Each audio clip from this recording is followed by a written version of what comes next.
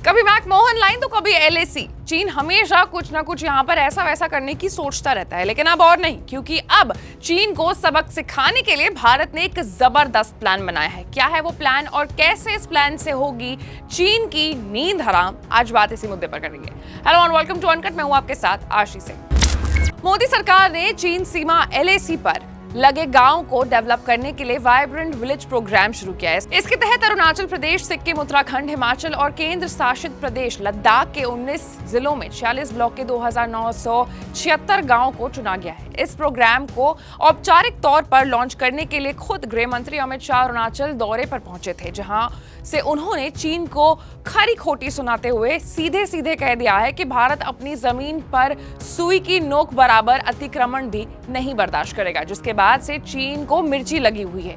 एक तो गृह मंत्री अमित शाह की कड़ी प्रतिक्रिया और ऊपर से चीन का नाम लेकर सीधे चुनौती से ही चीन बिलबिलाया हुआ है। चीन से लगी भारत की सीमा पर लगातार भारत की तरफ से जो डेवलपमेंट हो रहे हैं वो चीन की चिंता को लगातार बढ़ाए हुए हैं। सबसे पहले जानते हैं कि ये जो प्रोग्राम है वो आखिर है क्या। तो वाइब्रेंट विलेज प्रोग्राम, आपको याद ही होगा कि कारगिल में घुसपैठ की जानकारी सबसे पहले ताशी नाम के एक चरवाहे ने दी थी। ताशी बाल्टिक सेक्टर में अपने याक को खोजने के लिए निकला था जब उन्होंने उसी इलाके में कुछ संदिग्ध पाक सैनिकों को देखा था। इसके बाद ही भारतीय सेना को वहां कुछ संदिग्ध लोगों के होने की सूचना मिली थी, जिसके बाद कारगिल का जो युद्ध है वो हुआ था।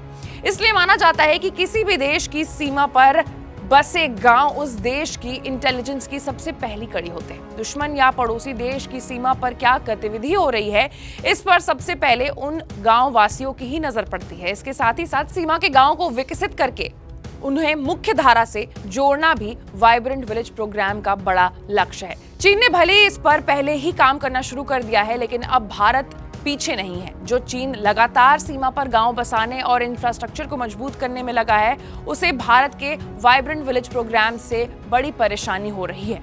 अब इस प्रोग्राम के तहत क्या होने वाला है वो जानते हैं। सबसे पहले इस प्रोग्राम में 662 गांवों को डेवलप किया जाएगा। इन गांवों को पर्यटन केंद्र के रूप में विकसित किया जाएगा। इस प्रोग्राम का उद्देश्य न केवल आजीविका या जॉब्स की तलाश में इन गांवों से शहर जाने वाले ग्रामीणों को रोकना है, बल्कि जो शहर चले गए हैं उन्हें वापस लाना भी है।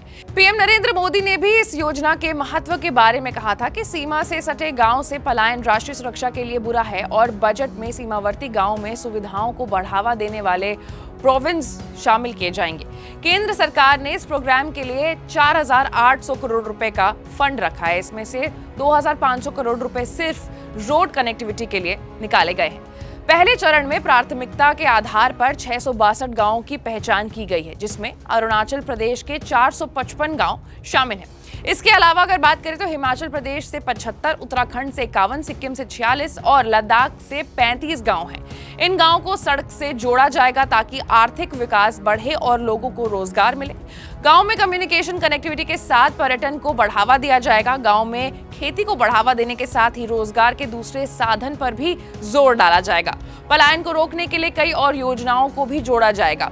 तो इन सब चीज को देखकर, इस पूरे प्रोग्राम को देखकर कि एक बात तो तय है कि भारत अपनी थोड़ी सी भी जमीन किसी भी दूसरे देश को देने में बिल्कुल भी विश्वास नहीं रखता और चीन लगातार ये बात दावा करता रहे, लेकिन जो सच है वो सच है और भारत की कोई भी जमीन चीनी सीमा के अंदर नहीं आएगी।